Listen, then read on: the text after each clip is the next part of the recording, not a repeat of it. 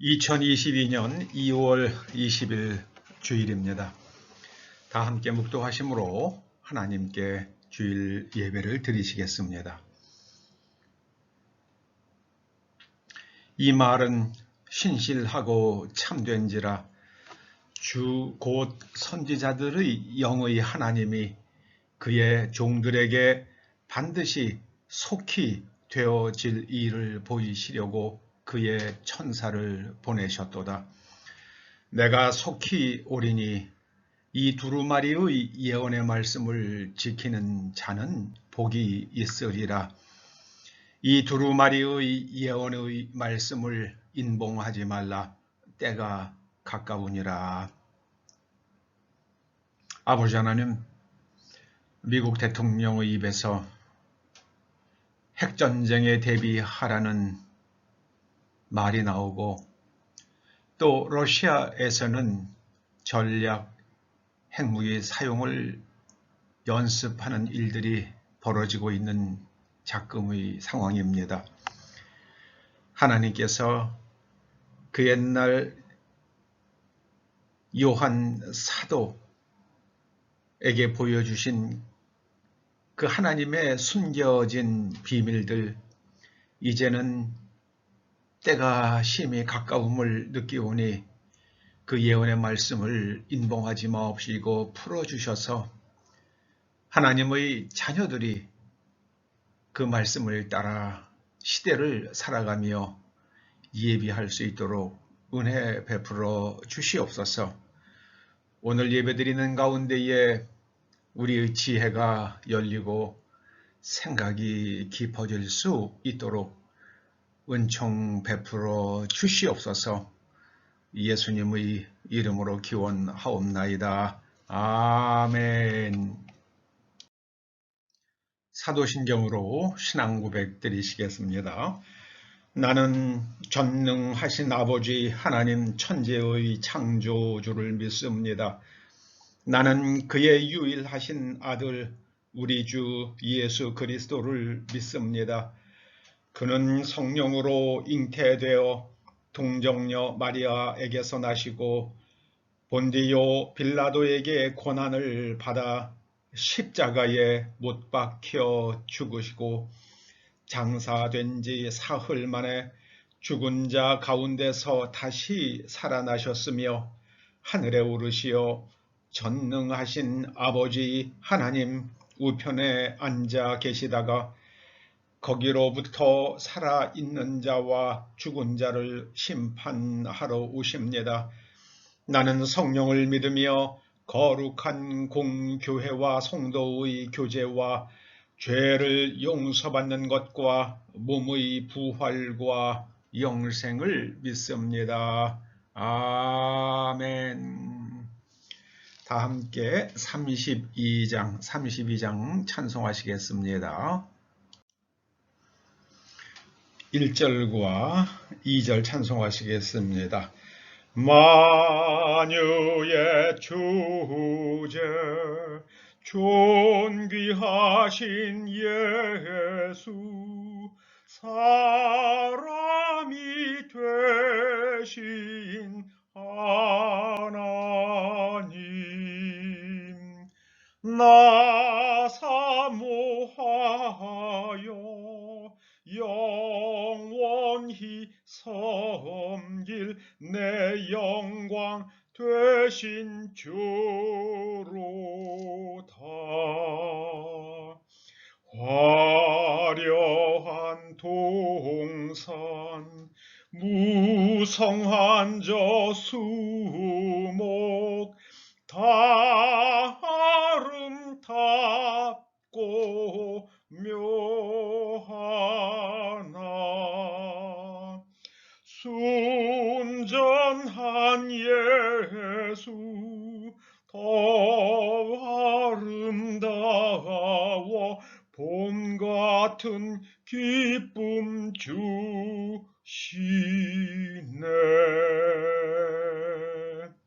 아멘. 여러분들이 여러 모양으로 드리는 봉헌 예물을 위해서 기도하겠습니다. 아버지 하나님 감사드립니다. 지난 한 주간도 하나님의 은혜로 말미암아 저희가 건강한 모습으로 일할 수 있었고 또 삶의 소득과 열매가 우리 아버지 하나님의 은총임을 깨달아 아버지의 말씀을 따라 11조 예물과 또 감사 예물과 주일 예물을 봉헌하오니 연락하여 주시옵소서. 아버지 하나님 드리는 손길을 기억하여 주시고 이제 흔들어 넘치도록 30배, 60배, 100배의 결실로 은혜를 더하여 주시옵소서. 예수님의 이름으로 봉헌 기도드립니다. 아멘, 아멘.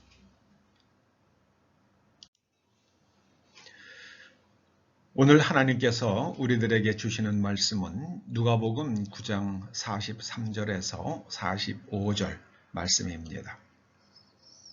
먼저 말씀을 함께 봉독하시겠습니다. 그들이 다 그 행하시는 모든 일을 놀랍게 여길새 예수께서 제자들에게 이르시되 이 말을 너희 귀에 담아두라. 인자가 장차 사람들의 손에 넘겨지리라 하시되 그들이 이 말씀을 알지 못하니 이는 그들로 깨닫지 못하게 숨긴 바 되었음이니라. 또 그들은 이 말씀을 묻기도 두려워하더라. 아멘, 아멘. 오늘 주님의 말씀을 숨겨진 뜻, 사실은 하나님께서 숨기신 뜻, 뭐 그렇게 또 표현해 볼 수도 있겠습니다만은 하나님의 말씀의 숨겨진 뜻이라는 그런 제목으로 말씀을 상고해 보시겠습니다.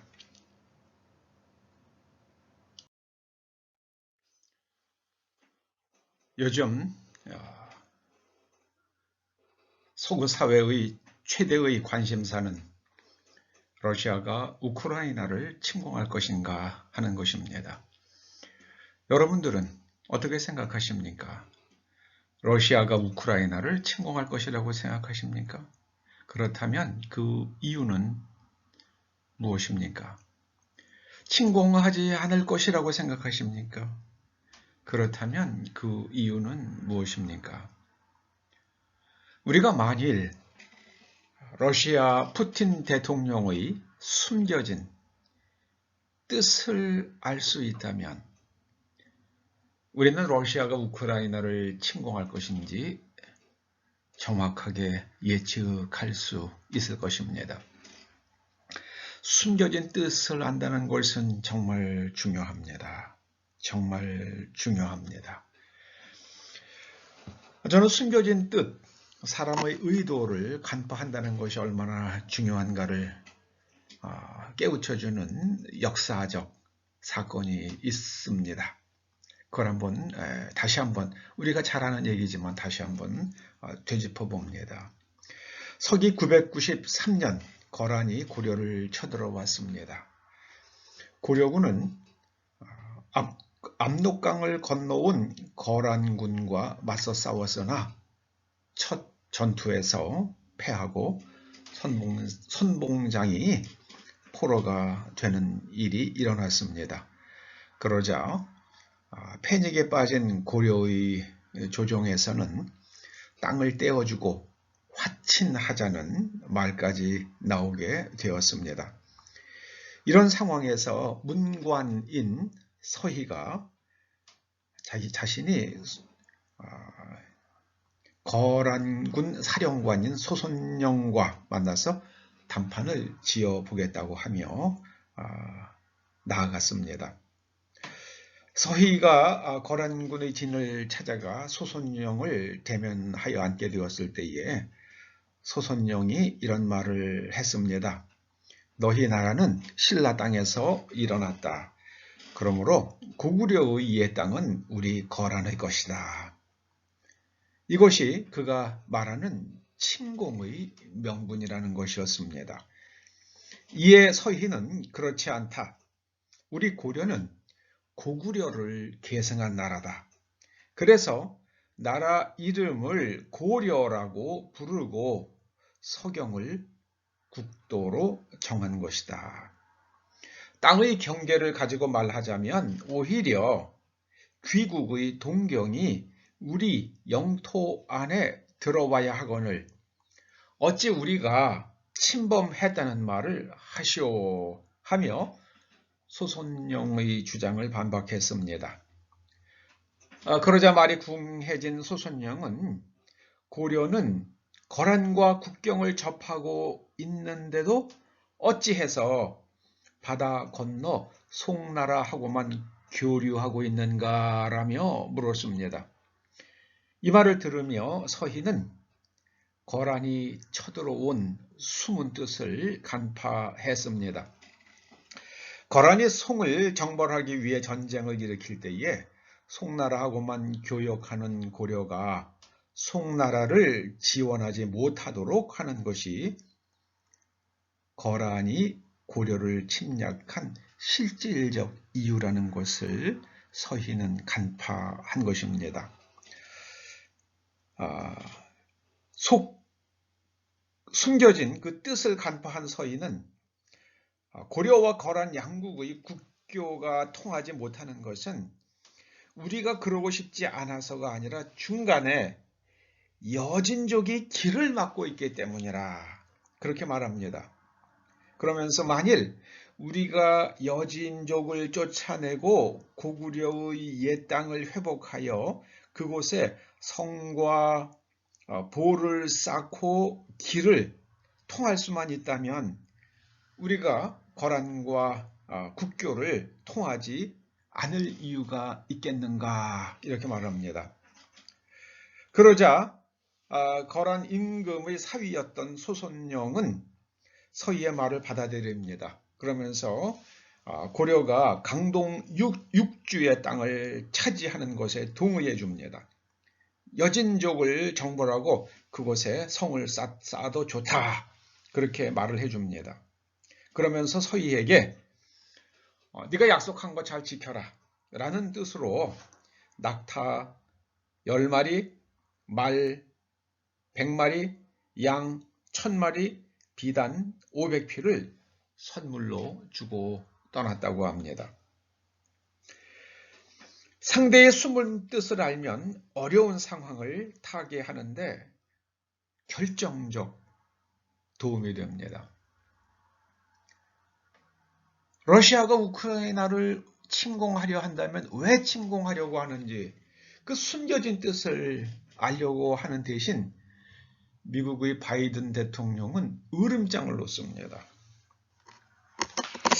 좀 이상해요. 왜 그렇게 으름장을 놓는가? 그냥 으름장을 놓기만 합니다. 그러면서 러시아가 2월 16일 지난 10일에 미국 NBC 방송과 인터뷰에서 말한 거예요. 러시아가 2월 16일 우크라이나를 침공할 것이다. 그러므로 미국 시민들은 당장 우크라이나에서 떠나라! 그렇게 말을 했습니다. 그러자 서방 언론들이 미국 대통령의 이 인터뷰를 아주 크게 보도했다고 합니다. 그런 서방 언론들이 보도가 있자 러시아 외무장관과 러시아의 주 UN 대사 등은 러시아는 우크라이나를 침공할 의사가 없다고 거듭 밝혔습니다. 그럼에도 미국 바이든 대통령은 이제 우크라이나에서 미국 대사관까지도 철수하라고 지시를 했습니다.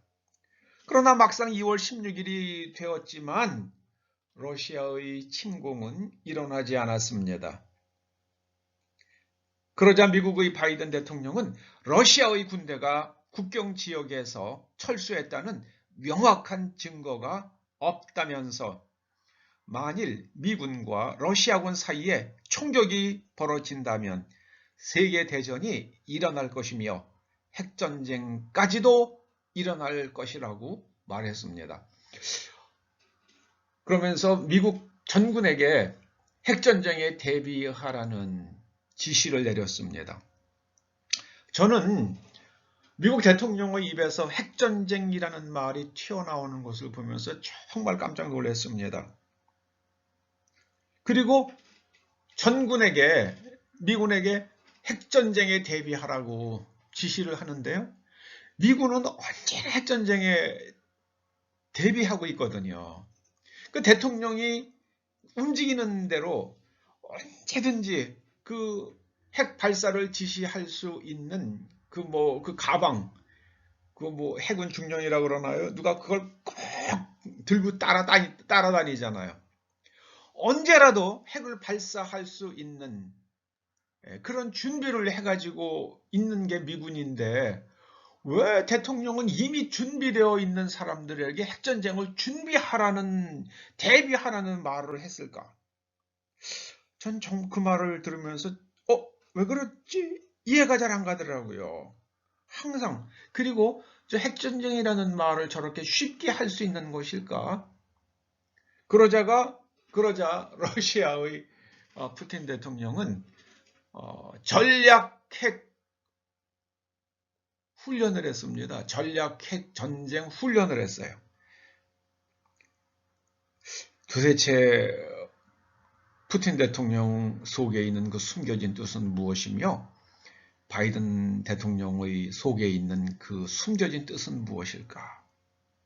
그거를 좀 짐작을 할 수 있으면 앞으로의 일에 대해서 핵전쟁에 대비하라 이런 거는 아무 의미가 없습니다. 우리는 전쟁을 하지 않겠다. 우크라이나 침략하지 않겠다. 이런 거는 별로 의미가 없어요. 그건 겉으로 하는 말이고요. 그 숨겨진 뜻, 그 말 뒤에 있는 그런 말을 하는 그 숨겨진 뜻이 무엇일까? 그걸 알면 참 좋을 텐데요. 그런데 한 가지 미국의 주류 언론들이 말하지 않고 우리나라 언론도 말하지 않는 미국의 아주 큰 사단이 일어났더라고요. 그거는 트럼프 대통령이 재임 시절에 법무부 장관을 하고 있던 윌리엄 바라가 있었죠. 그 사람이 듀롬이라는 사람을 특별 조사관으로 스페셜 카운슬로 임명을 한 적이 있습니다. 뭐를 조사하라고 그런 거냐면요. 트럼프 대통령이 러시아의 스파이라는, 러시아와 내통하고 있다는 주장을 민주당에서 내놨잖아요. 그런 것들이 이제 다 꾸며진 일이라는 것이 드러났죠. 그 내막을 누가 그것을 조작을 했고, 누가 기한을 했고, 누가 집행을 했는지 그거를 조사하라는 그 조사관으로 그 듀롬이라는 사람을 갖다가 임명했던 겁니다. 자, 그런데 그 듀럼 보고서가 최근에 공개가 된 겁니다. 그 내용이 어마어마합니다. 어마어마해요. 심지어 가장 충격적인 내용은 트럼프 대통령이 백악관에서 직무를 시작하기 전에 한 것뿐만 아니라 그의 모든 그 개인 주택을 다 도청하고 한 것뿐만 아니라 트럼프가 백악관에 들어간 다음에도 백악관을 갖다가 완전히 해킹했다는 거예요. 그게 드러난 겁니다. 그런데 그런 보고서 내용을 보고 트럼프 대통령이 아주 분노해서 이런 말을 했죠. 만약에 내가 그런 일을 저질렀다고 한다면 나는 이미 전기의자에 앉아 있을 거다. 이건 사형감이란 얘기죠. 사형감이란 얘기입니다. 그런데 미국 주류 언론은 거기에 대해서 전혀 보도하질 않아요. 계속 우크라이나 핵전쟁 이런 것만 얘기하는 거예요. 그런데 미국에서 핵전쟁 얘기하니까 또 푸틴은 전략핵 연습하고 뽕짝을 맞춰요. 야, 이 숨겨진 뜻이 무엇일까? 60분 넘게 통화하고 나서 협상이 결렬됐다고 하고 한 건 이게 도대체 뭘까? 제가 생각하는 그들의 숨겨진 뜻이 짐작이 가더라고요. 러시아는 유럽의 에너지에 목줄을 쥐고 있잖아요. 그 파이프라인을 딱 잠그는 순간 그냥 러시아나 뭐 유럽들 다 그냥 완전히 뭐 다 얼어 죽는 건 아닙니까? 겨울에 목줄을 쥐고 있잖아요. 발전소 다 멈추고요. 한국도 뭐 지금 스스로 한국은 잘 돌아가는 원전 다 때려 엎고 그냥 그러고 있는 거고요. 그러니까 러시아는 그 가스 값이 올라가면 대박 나는 거죠. 대박 납니다. 그러니까 그리고 바이든은 저거를 갖다 핵전쟁 계속 떠들어가지고 온 국민이나 뉴스 뭐 이런 서방세계 언론들이 다 우크라이나 침공 사태만 계속 한다 그러면은 대박이죠. 그러니까는 바이든의 숨겨진 뜻을 갖다가 저는 푸틴이 딱 간파하고 계속해서 맞장구 쳐주면서 우크라이나를 이용을 해서 긴장감을 올려가고 그 다음에 가스값 올리고 뭐 이러는 스토리인가? 그런 생각도 해보게 되는 겁니다. 정확한 거는 시간이 지나면 알게 되겠죠. 이 숨겨진 뜻을 아는 것이 중요합니다. 겉으로 드러난 건 중요하지가 않아요. 예수님께서도 이 하나님의 말씀의 그 속에 담겨져 있는 그 말씀에 있는 그 깊은 뜻, 행간, 숨겨진 뜻, 그것을 말씀하셨어요. 마태복음 13장 44절에 보면은요, 이런 말씀을 하셨어요.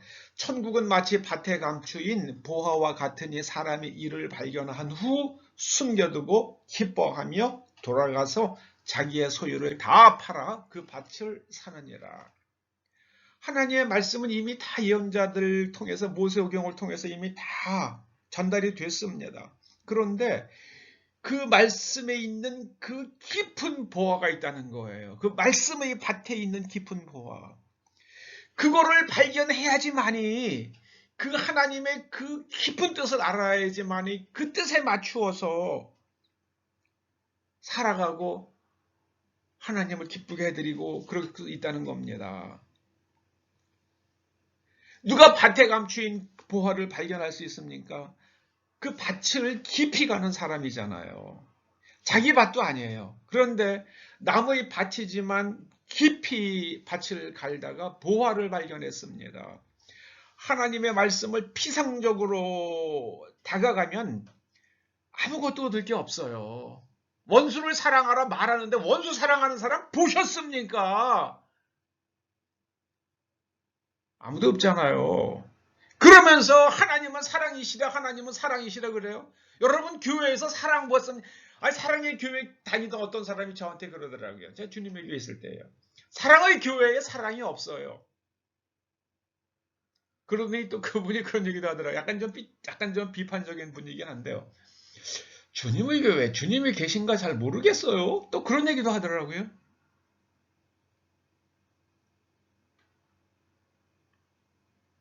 오늘의 교회에 다른 사람에 대한 배려가 있는지 모르겠어요. 오늘의 교회. 주님의 말씀이 온누리에 퍼져야 되는데 온누리 교회는 우리만 하잖아요. 우리만. 온누리 교회는 제가 보는 온누리 교회는 우리만이에요.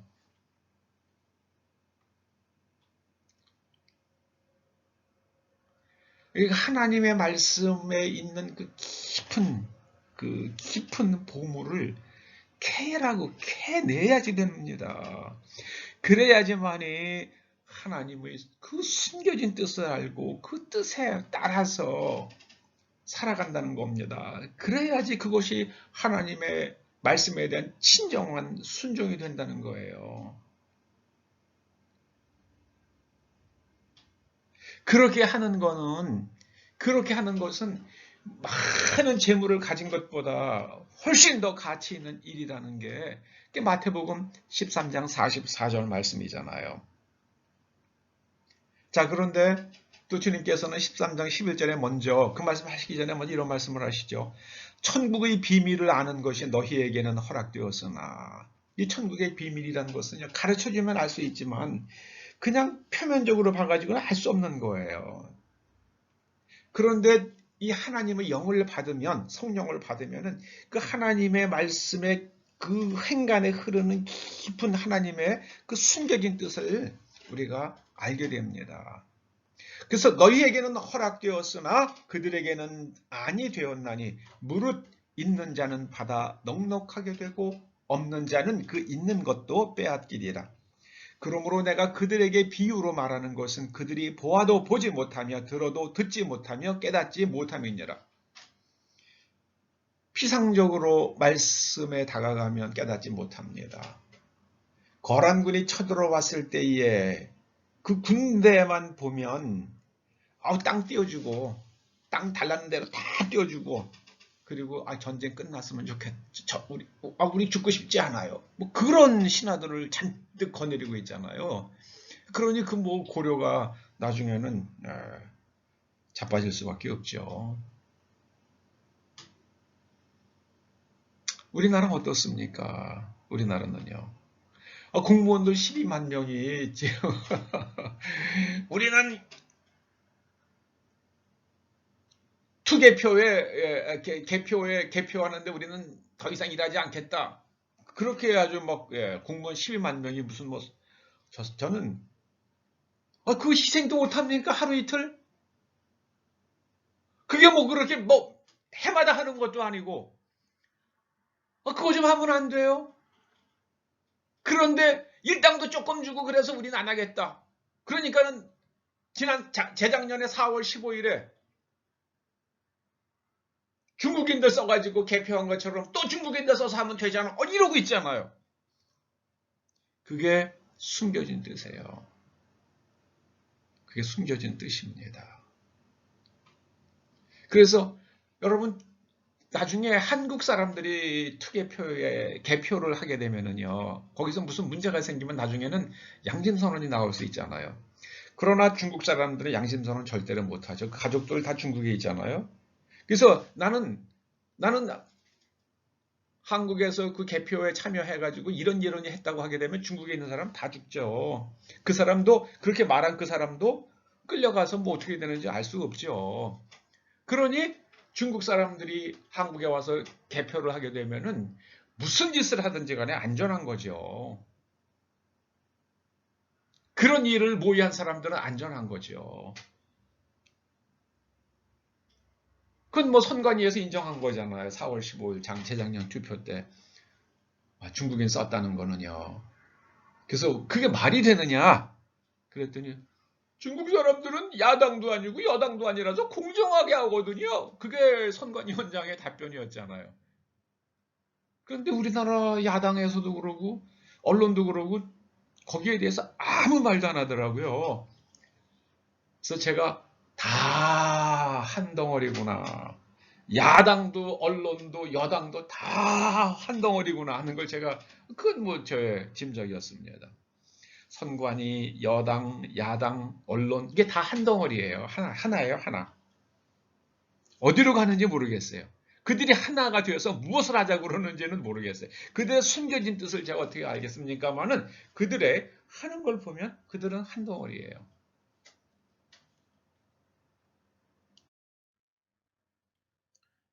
왜 하나님의 뜻을 깨닫지 못하는 것이겠습니까? 마음이 완악하여지기 때문입니다. 마음이 완악하여진다는 것은 마음속에 고정관념으로 가득 찬다는 것을 의미합니다. 그러면 귀는 듣기에 둔해지고 또 눈은 보지만은 깨닫지 못합니다. 마음이 굳어지는 것에 대해서 예수님께서는 길가의 땅으로 그렇게 비유하신 적이 있으십니다. 사람들이 길을 다니면서 발로 계속 밟으면 땅이 굳어지죠. 그러면은 그 땅은 씨를 뿌려도 씨가 떨어져도 그 씨가 발아할 수도 없고 그 다음에 새들이 와서 먹어버립니다. 여러분 하나님의 말씀을 들을 때에 마음이 굳어지면 안 됩니다. 생각이 유연해야만 합니다. 여러모로 생각할 수 있어야 합니다. 하나님의 말씀을 삼키고 생각하고 또 생각해야만 합니다. 이스라엘 백성들은 하나님의 말씀을 들으면서 피상적으로 생각을 했습니다. 그 말씀을 깊이 생각하지 못했습니다. 그래서 결국에는 하나님의 그 말씀 속에 숨겨진 하나님의 뜻을 떠나고 말았습니다. 그 결론은 나라의 멸망이었습니다. 예레미야 선지자가 유다 왕국이 멸망한 후에 애가를 지었죠. 그런데 그 애가 3장 33절 말씀이 이렇죠. 주께서 인생으로 고생하게 하시며 근심하게 하심은 본심이 아니시로다. 사람들이 언제 생각합니까? 언제 내가 무엇이 잘못되었는지 생각합니까? 이 고생하는 일들이 생겨야지 사람들은 비로소 하나님을 바라보고 하나님을 생각하기 시작을 합니다. 그래서 예레미야 선지자는 애가 3장 40절에서 이렇게 이야기하죠. 우리가 스스로 우리의 행위들을 조사하고 여호와께로 돌아가자. 우리가 한 행동들을 자꾸 살펴야 합니다. 그리고 그 행동의 이면에 있는 우리의 내면 구조가 무엇인지를 자꾸 생각을 해야만 합니다. 그래서 그 내면 구조가 하나님의 말씀에 완전히 정조준되어서 그 내면 구조에 따라서 우리가 자유롭게 행동을 해도 하나님의 말씀에 전혀 어긋나지 않는 그런 수준까지 우리가 올라가야만 합니다. 만약에 그런 수준에 올라가지 아니하면 정말 하나님의 뜻이 보이질 않아요. 그래서 예레미야는 44절에서 이렇게 말합니다. 주께서 구름으로 자신을 가리사 기도가 상달되지 못하게 하시고, 하나님께서 여러분 구름이 끼면은 해도 안 보이고 달도 안 보이잖아요. 분명히 달은 있고 해가 있습니다만 구름에 가려져서 보이지 않게 되죠. 하나님의 뜻은 분명히 있습니다. 하나님의 말씀은 분명히 있어요. 그런데 그 하나님의 뜻이 보이질 않습니다. 깨달아지질 않습니다. 그러니까는 기도를 해도 하나님의 뜻에 합당하지 않은 기도를 하게 되는 겁니다. 그러니까 그 기도가 하나님께 상달되지 못합니다. 그것이 바로 이스라엘이 멸망당한 이유입니다. 구체적으로는요, 애가 5장 6절에 예레미야가 얘기하죠. 우리가 애굽 사람과 아수르 사람과 악수하고 손을 잡고 양식을 얻어 배불리고자 하였나이다. 우리가 사단의 나라, 거짓, 음모 이런 것들과 손을 잡고 우리가 그 부정한 방법으로 양식을 얻고 권력을 잡아서 우리가 한번 부귀영화를 누려보려고 하면 그 인생은 반드시 무너집니다. 우리는 오직 하나님의 말씀을 붙들어야만 합니다. 그 말씀 속에 숨겨진 하나님의 깊은 뜻, 그것을 우리가 알아야만 합니다. 모세는 하나님을 경험하면서 그 십계명을 받으러 올라가서 이렇게 노래하죠. 출애굽기 20장 21절에 모세가 경험한 하나님입니다. 백성은 멀리 서 있고 모세는 하나님이 계신 흑암으로 가까이 가니라. 아직까지 모세는 하나님이 잘 보이질 않아요. 잘 모르겠어요. 그래서 하나님이 계신 흑암이라고 그렇게 출애굽기가 기록한 것이 아닐까 이렇게 해석이 됩니다. 하나님은 광명 가운데 계시며 또 빛 가운데 임하시는데 왜 하나님이 흑암 가운데 계신다고 그렇게 성경이 기록하고 있을까? 하나님의 계시가 풀어지지 않기 때문에 하나님이 보이질 않는 거예요. 그래서 흑암 가운데 계신 하나님이라고 표현했다고 그렇게 생각이 됩니다. 여러분 창세기 38장은 저는 창세기 가운데서도 굉장히 깊은 하나님의 뜻을 나타내고 있다고 그렇게 해석하고 있습니다. 정말 깊은 하나님의 뜻입니다. 여러분 창세기 38장에 나오는 이야기가 뭡니까? 거기서 다말이라는 여자가 그 다음에 시아버지와 함께 동침을 해서 씨를 받는 이야기 아닙니까? 그 다말이 임신을 해서 배가 불러지는데 그 소문을 듣고 유다가 끌어내서 돌로 치라고 그러죠. 그런데 그때 다말이 자기에게 이 아이의 아버지가 누군지 유다가 맡겼던 그 인장을 보여주잖아요. 지팡이를 보여주잖아요. 그럴 때 유다가 뭐라 그럽니까? 나는 너를 몰랐지만 유다가 이렇게 생각할 수 있죠. 자기를 합리화하려고 그러면은요. 나는 너를 몰랐지만 너는 내가 누군지 알지 않았느냐. 그런데 어떻게 네가 그럴 수 있느냐.